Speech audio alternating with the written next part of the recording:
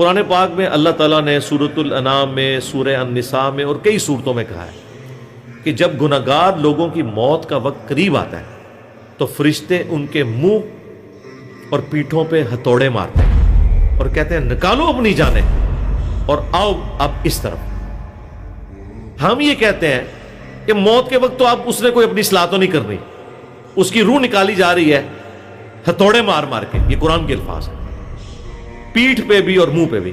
قیامت کا دن کا بھی حساب ہوا نہیں ہے، پہلے تھوڑے یہ تھوڑے یقیناً ان کو پڑھ رہے ہیں جن کا الٹیمیٹلی اللہ کو پتا ہے کہ ان کا الٹیمیٹ انجام قیامت والے دن کیا ہونا ہے۔ لہذا اللہ کی طرف سے جو عذاب ہے اس کی یہ قسطیں ہیں، اس کی پہلی قسط اگر کوئی ہے نا اس اعتبار سے، وہ ہے موت کے وقت جو پیٹھ پہ اور چہروں کے اوپر ہتھوڑے مارے جاتے ہیں۔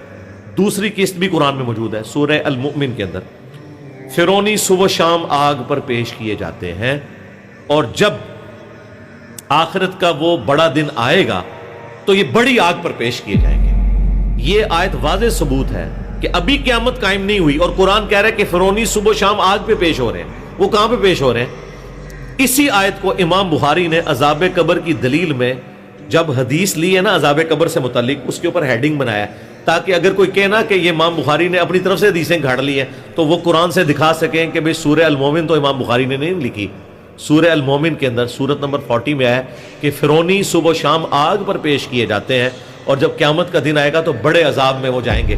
اب وہ کس آگ پہ پیش ہو رہے ہیں؟ قرآن تو کہہ رہے پیش ہو رہے ہیں، یہ وہی آگ ہے جس کو آپ عذاب قبر کہہ لیں، عذاب برزخ کہہ لیں۔ تو یہ قسط دوسری ہے اور پھر الٹیمیٹ آخرت کی قسط آنے والی ہے۔ اب اس میں ٹیکنیکل کوسچن سائنٹیفک یہ ہو سکتا ہے کہ ایک بندہ آج سے 10,000 سال پہلے فوت ہوا، بالکل، اور ایک قیامت سے ایک دن پہلے فوت ہوا۔ ہاں جی، اس کا جواب ہم دیتے ہیں۔ ہاں جی، یہ کیلکولیشن کرنا اللہ کا کام ہے۔ اللہ تعالیٰ کسی شخص کے ساتھ ایسا بھی کر سکتا ہے کہ اس کے ایک دن کو اس پہ اس طرح طاری کرے کہ وہ 10,000 سال کے اوپر بھاری ہو جائے۔ یہ اللہ تعالیٰ کا معاملہ ہے نا، یہ انسان نے تو کیلکولیشن نہیں کرنی ہے۔ ہم کہتے ہیں یہ عذاب کے معاملات، ہم تو کہتے ہیں آپ عذاب قبر کو کیمرے سے دیکھ بھی نہیں سکتے، یہ اس فزیکل ورلڈ کی چیز نہیں ہے۔ اچھا سر، یہاں پہ یہ بھی وضاحت کر دیں کہ یہ قبر جو ہم قبرستان میں دیکھتے ہیں، جی جی، یہ اسی قبر کی پھر بات ہو رہی ہے؟ جی اسی قبر کی ہو رہی ہے۔ تو پھر سر اگر ایک شخص کسی بھی حادثے کی وجہ سے جی اس کی قبر وہ ہے، میں نے وہ پہلے کلیئر کر دیا۔ ہاں جی، یہ جو میں دھوکہ دیتے ہیں نا کہ جی یہ مٹی کی ڈھیری، جی یہی مٹی کی ڈھیری، کیوں؟ صحیح مسلم حدیث ہے، حضرت عمر بن عاص کی موت کا وقت جب قریب آیا، بڑی لمبی حدیث ہے، 321 نمبر مسلم شریف میں شروع میں ہے، انہوں نے اپنے بیٹے کو نصیحتیں کی، اینڈ پہ انہوں نے کہا کہ جب میں مر جاؤں میری قبر پہ دفنانے کے بعد اتنی دیر بیٹھے رہنا جتنی دیر ایک اونٹ کو نہر کر کے اس کا گوشت تقسیم کیا جاتا ہے، تاکہ میں اپنے رب کے آئے ہوئے فرشتوں کو جوابات دوں اور مجھے استقامت ہو۔ صحابہ کرام کا یہ عقیدہ تھا کہ اسی قبر میں عذاب ہوتا ہے۔ اچھا وہ آپ دیکھ نہیں سکتے، وہ تو ہے کہ قرآن کی مجلس کو فرشتوں نے ڈھانپا ہوا ہے، ہم بھی یہاں قرآن کی بات کریں، کدھر ہیں فرشتے؟